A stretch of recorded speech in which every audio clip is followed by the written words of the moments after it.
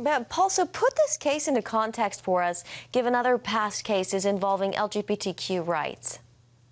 Yes. Now, what's funny is just a few years ago, homosexuality was actually illegal in this country. Sodomy was against the law. So first we had the case that changed that and made that legal. And then the big giant one was the Obergefell case, which basically legalized same-sex marriage. And there, Carrie Severino was saying in that interview that I did with her that the court for years and years said, A, this is what is legal, A. And then with the Obergefell case, it basically said, B is now true. It's absolutely true. And nobody can ever disagree with that idea. So it's one of these things that takes what everybody has basically assumed something meant, like sex meant male or female, and completely changes it in a moment. And now society basically has to decide, well, what does that mean in all these areas like work and sports, et cetera, bathrooms, locker rooms, et cetera. Yeah, that was a great explanation that you had for us. And you got into it a little bit about what this could mean for Christian business owners and people of faith. Paul, talk about that a little bit more, though. What are the implications here for Christians who own businesses?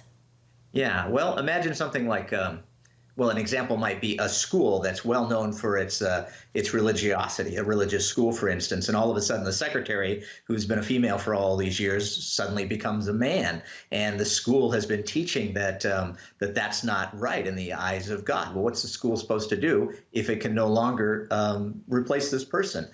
Things like that. And also there's the question now of, will an employer be responsible for the costs, the healthcare cost of something like a sexual reassignment? Somebody wants to go from male to female or female to male. That's something that can cost, I believe, in the area of more than $1 million.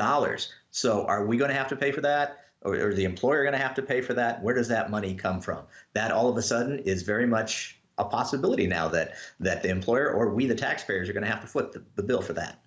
Yeah, it certainly does open a can of worms with questions, that's for sure. Paul, what other big cases are you keeping an eye on right now? Probably the main one we're waiting for now is the Louisiana abortion case that basically said that doctors in an abortion clinic had to have admittance rights at a local hospital. That case was already decided in Texas, a law very much like that, and the Supreme Court went against that law. But in Louisiana now we have a conservative majority on the court, so they may rule differently. Though, as we see with a case like this, the conservative majority certainly didn't seem to have any effect. All right, CBN senior Washington correspondent Paul Strand, thank you very much. Great reporting. You're welcome.